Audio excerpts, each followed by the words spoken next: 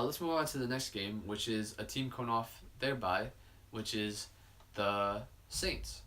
The Saints are 4-1. They're gonna travel to Baltimore, Maryland, against the Baltimore Ravens. Did you know, Chris? This is a stat from NFL.com. Shout out to you. That the New Orleans Saints are the number one scoring offense, and they're going against the Ravens, who are the number one scoring defense. Wow. This is bananas. This is bananas. This is going to be a great game. Oh, yeah. I'm really excited to see this game. I think it's going to be interesting to see Drew Brees go against this defense. Believe me, I saw it last week, and if they play like they did last week, Drew Brees is going to be in a lot of trouble. However, I think the Saints are a much better team than the Titans.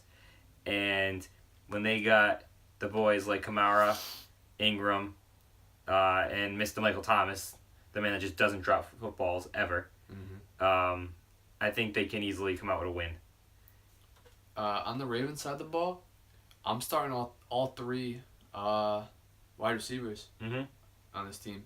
I mean, I wouldn't be too happy starting Snead, but I mean, if you need a bye week replacement, you could do worse. I mean, the Saints secondary has been trashed this year. Yep. And Snead has been getting the targets the past few weeks. So, especially in any half point or full point PPR, he's definitely an option. John Brown is just one bomb away from having a big game.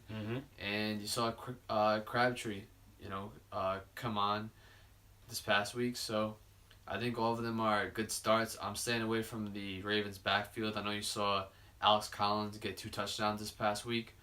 However, they're gonna give the ball to Buck Allen on the goal line. You're gonna see that, and you're gonna throw your phone at the TV and saying why was it John Harbaugh over there? Yes. Why John Harbaugh are you giving it to Buck Allen? They're gonna do that fucking fullback dive in the end zone. You're gonna see it. And the Saints, even though the Saints secondary has been trashed, their running defense has been actually pretty solid the past few weeks. So that's something I'm staying away from. On the Saints side of the ball, I'm starting Michael Thomas. I'm starting Drew Brees. Starting both running backs, but I'm not chasing the points with Traquan Smith. You saw him get a couple of deep bombs from the GOAT, Drew Brees, in his record-breaking performance the past in week 5. But yeah, I'm not chasing points with him. Not starting Ted Ginn, any of those Cameron Meredith, none of those guys. If you have the Ravens defense, would you drop them if you need to? Or would you try to hold on to them and start a different defense this week? Oh, I definitely hold on to them. I think that this crew is a good defense. I say hold on to them this week. I wouldn't play them this week with Drew Brees because he can pick apart a defense. But I wouldn't drop them because I think another team will definitely come and pick them up. If you could make this move, would you make the move? Would you trade Michael Thomas? No. For AB? Nope. I would. I love Michael Thomas. I think he's one of the best wide receivers in the league. I just think the kid's lights out. I got offers for Mike Thomas this week, and I literally laughed them off because this guy's not leaving my team. I think he's just absolutely incredible. Personally, I don't have any Michael Thomas on my teams, but I think if I did have him, I try to sell high on him. I try to get equal value for him because I think with Mark Ingram coming back, I think you're going to see more of what you saw in week 5 where the running backs are going to get a lot of work, and Michael Thomas, though he'll have good games, no doubt, he is an awesome receiver, amazing hands, and he's a very, very hard-working wide receiver, but I don't think there's going to be as many options for him, unfortunately, so I would try to sell high on him and get another elite wide receiver, maybe like AB or AJ Green, something like that. I just think that especially before this week, because I think you're gonna start seeing that downswing, especially going up against the Ravens defense. With the Saints defense, I think just being so bad that they're gonna have to put up a lot of points to win games. Mm-hmm. So I think that's why Michael Thomas is still valuable. Fair point. All right, let's move on to another game that also happens to be in Maryland. However, this game, unlike the last game, which was at 4:05, this game's going to be at 4:25. So 20 minutes later, also in Maryland, we're going to be in Landover, Maryland. We're going to have the Washington Redskins at 3-2 against the Dallas Cowboys, who are 3-3. And this is the battle of the NFC East. This could actually be a decent game. Both teams don't have wide receivers. Yep. One team has tight ends. The other team has running backs. So it's going to be interesting to see. You know, Adrian Peterson, he's banged up, but apparently it doesn't stop him because he had a monster week last week. So he'll probably continue with that. You know, I like the Dallas Cowboys defense more than I like the Redskins defense. Although I do think both defenses are pretty solid. Yeah, I agree. Underrated. I was thinking about, now you can correct me if you think I'm wrong. I'll correct you. But I was thinking about starting I was thinking about starting Mr. Dak Prescott this week.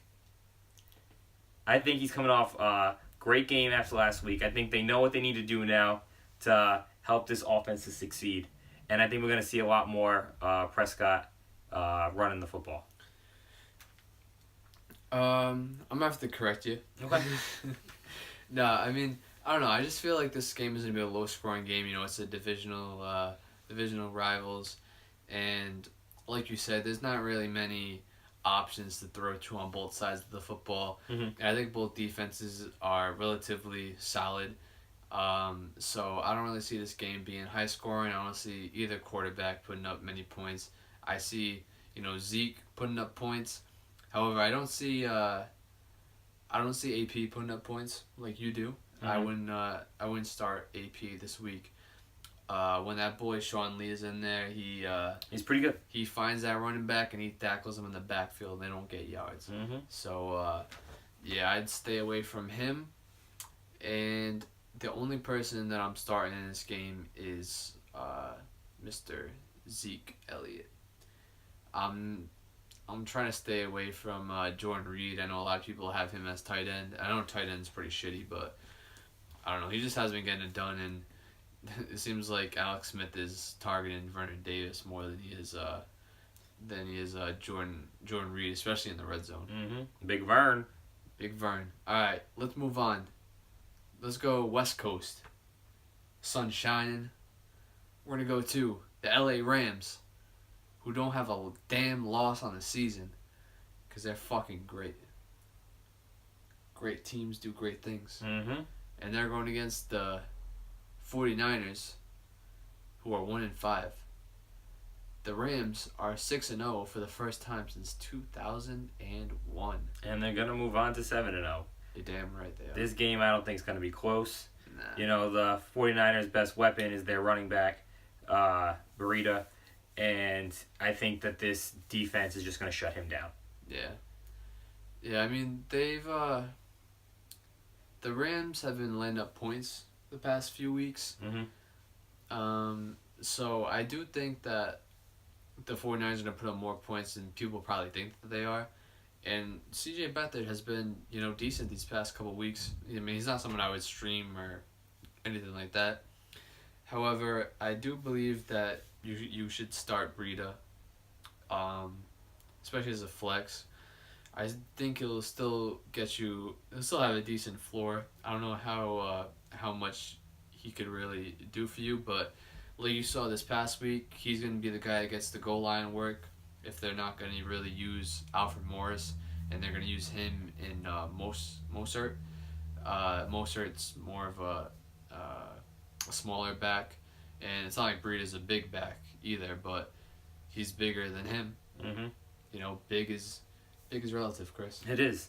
Unless you're with the Tennessee Titans, and then you don't care if they're big. And someone I'd also start for the 49ers would be Marquise Goodwin. Oh, yes, definitely. You saw him come back this past week, have 2 TDs. I don't expect that. But, yeah, I mean, the Rams have been letting up points. And Marquise Goodwin is a quick dude. Yeah, speed kills. And he's also a good receiver. Mm-hmm. So I think he's going to get open, and I see him scoring a touchdown. And I also think that George Kittle continues to produce.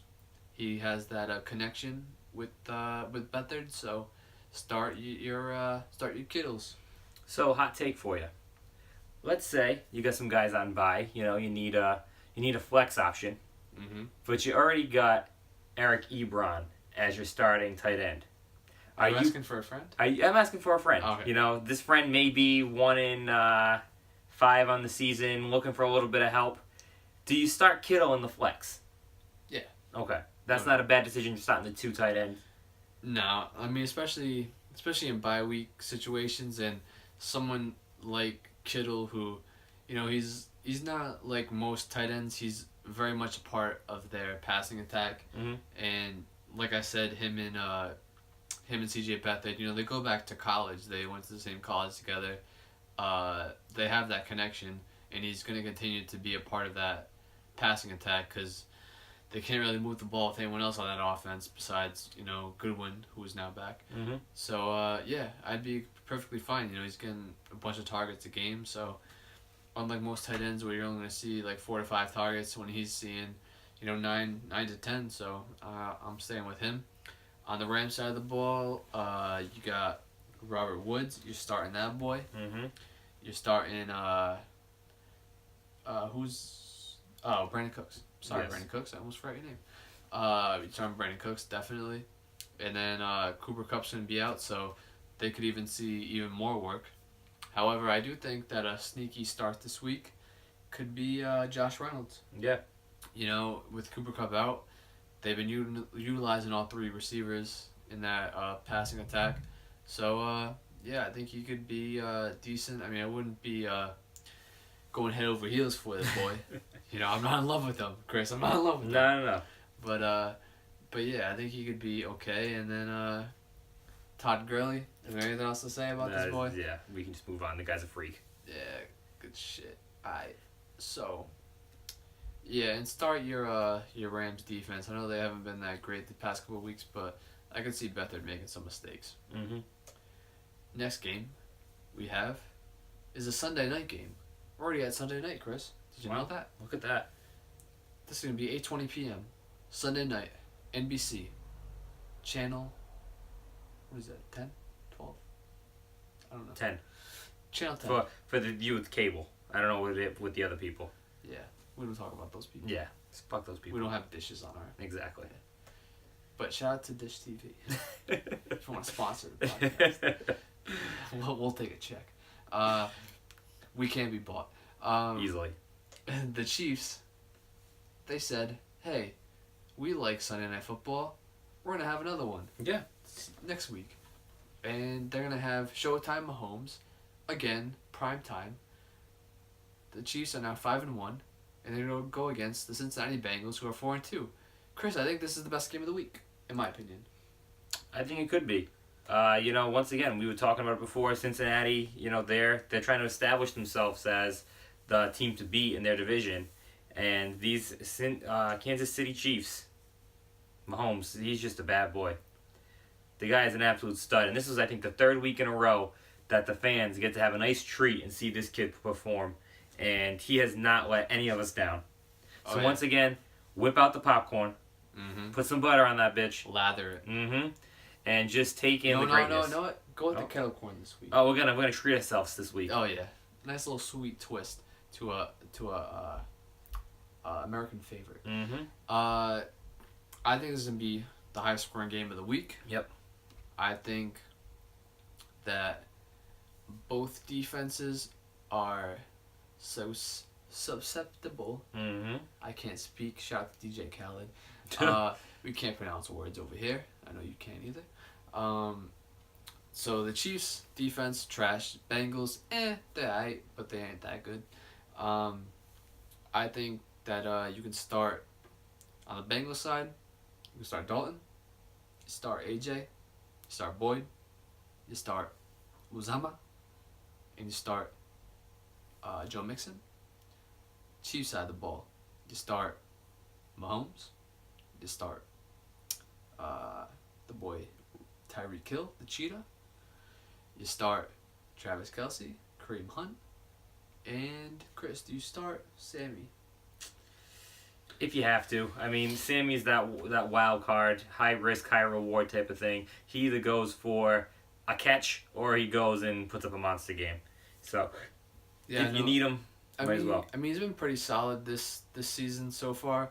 You saw in the last game that he wasn't really involved. He only had 4 targets and he had like 16 yards or some shit on 2 receptions. Mm-hmm.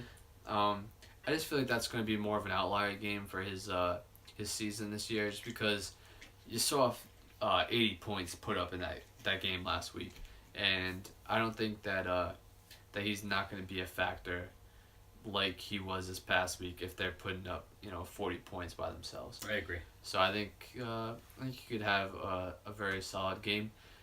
This game is in Arrowhead in Kansas City, so the Chiefs are at home, so that definitely helps. Was there anyone that I said you should start, which you would not start? No, this is going to be a high-scoring game. You can definitely start all these guys. I think they'll all help out your fantasy team. There's not really high risk, other than I think Sammy Watkins out of these guys. No doubt. I don't think there's really much to talk about with that game. You just start those boys and just enjoy the show. Yeah, enjoy the show. Enjoy that kettle corn. Monday Night Football. We're going to go to the A. Peace sign. A-Town down. We're going to go to Mercedes-Benz Stadium. Unfortunately, I have to see my Giants get smacked again. The Atlanta Falcons, who are 2-4, are going against the New York Giants, who are 1-5. Chris, how do you see this game shaking out? Well, you're in luck, Zach. They're not going to win this game. Because the New York Football Giants are going to win this game. They're not going to win this They're game. going to win this game. No. I will personally guarantee it. I'll put my stamp on this game that they're going to win this game. You putting your foot down? I'm putting my foot down. It's already down, but I'll put it down even farther. You put your hand down on the table? There we go. Hand down on the table like last week for you. The Giants are going to win this game. I don't think Atlanta is impressive. I do think Julio Jones finally gets into the end zone this week. But I think it's going to be a high-scoring game. I see Barkley rushing for over 100 yards and 2 TDs. So you got to start him. Beckham, I think, is going to have a good game. Eli, maybe he'll get hurt for you, and then you'll be really happy because then you'll actually really destroy this game. Yeah, I don't know. There's really no one behind him anyway, so yeah. I don't think this will help. Can't be any worse than Eli, so I guess might as well. You starting Sterling Shepard? I want to, but the last 2 weeks he hasn't really showed up. But if you need once again a buy spot, put him right in that flex. It's not a bad idea. Especially against the Falcons. Yeah, the Falcons, they have no secondary right now. They're all beat up. It's hurt. Definitely, he has a high risk, high reward type of situation on him. As for... and if Evan Ingram might be coming back this week, would you start Evan Ingram? I'm not a big fan of Ingram. I think he was great last year because there was no wide receivers. Yeah. I think we'll see more of what he truly is, just like a mediocre at best type of tight end, especially with no offensive line and time for Eli to throw. It takes a while for them to get open. And for OBJ, do you think OBJ is a top 3 receiver like he's been drafted as for the rest of the season, or do you think he's more of a top 12 guy? Yeah, I was lower. No, I'm saying top 10. Definitely not top 3. I think I think Thielen easily kicks him out of there. Mm-hmm. Beckham, he has the potential to be the best wide receiver in the league, but without Eli getting time to throw that football, it doesn't look good for him this year. Yeah, he's not able to get downfield and get the ball. He has to get those slants, like you said. He doesn't want to have to take the slants to the end zone. He wants to get those easy ones. Mm-hmm. So I don't know. On the Falcons side of the football, who you starting, Chris? Starting Coleman, starting Matt Ryan, starting Julio, starting Ridley. I mean, you could take the risk with Smith. It's not a high risk, but it does have a little bit of a risk in there because you don't really know what they're gonna permanently do with this running back situation. Yeah, I definitely think with bye weeks, I don't think we said who's on bye this week. So if you have any of these players, take them out of your lineups because they ain't gonna do much for you. The Seahawks, the Steelers, the Raiders, and the Packers are all on bye. At least 3 of the 4 teams are actually NFL football teams, and you'll have some of those guys on your football team. If you're like me, you'll still have some from the team that's not an NFL football team, like Amari Cooper, who is just burning a spot on my bench in both the leagues that I'm in, unfortunately, because I can't drop him. I just can't let go. So, yeah, I mean, I'd be fine starting Ito Smith, even though I don't fully know what they're gonna do with a definitive, with Freeman definitively being out for a while. But with bye weeks, I think he's a fine, at least a fine flex this week. You also have Ridley and Sanu both dealing with injuries. Coach said that they'll play, or he expects them to play, but you never know with injuries. If they're out, is who's it? Justin Hardy, I think is another receiver over there. Yeah. Would he be someone you'd start? No, if I'm only starting Julio if the other ones are out. What about Austin Hooper? You starting him? I mean, he's been solid the past couple of weeks, and he's a young tight end. I mean, there's a lot worse tight ends out there, so probably you're starting him. But personally, with my tight end situation, I would not go close to that guy. Yeah, and then you're starting Matt Ryan. Yes, against definitely. the Giants. Yep. And especially at home, and the Giants will lose this game. Are you starting Atlanta's defense against the Giants? No, I mean the Falcons' defense are trash. I mean, even if the Giants don't put up that many points, I don't see the Falcons really making a bunch of turnovers. However, you never know because Eli likes to make some turnovers. Yeah, absolutely. But yeah, that's pretty much it. But I think if the Giants don't win this game and they don't put up points, I think you gotta bench Eli. Yeah, I wouldn't be against it. I mean, they gotta do something over there. Because the Falcons' defense is fucking trash. If they don't score at least 3 touchdowns in this game, you gotta bench Eli. Yeah, definitely. Alright, so that is the Week 7 matchups. Chris, any last remarks? As always, go find us on Instagram. Find us on YouTube now. Check us out. Make sure to like us, subscribe to us. Tell your grandma about us. She loves us. And if you guys have any questions leading up to the games, comment on something, slide into our DMs. We'll try to help you out the best we can. Shout out to this gnome that we have. Titans gnome. So hopefully it's going to bring me some good luck because I fucking need it. Nah, Titans going to lose. Sorry, Chris. Yeah, that's it. We out. Peace. Oh, shit.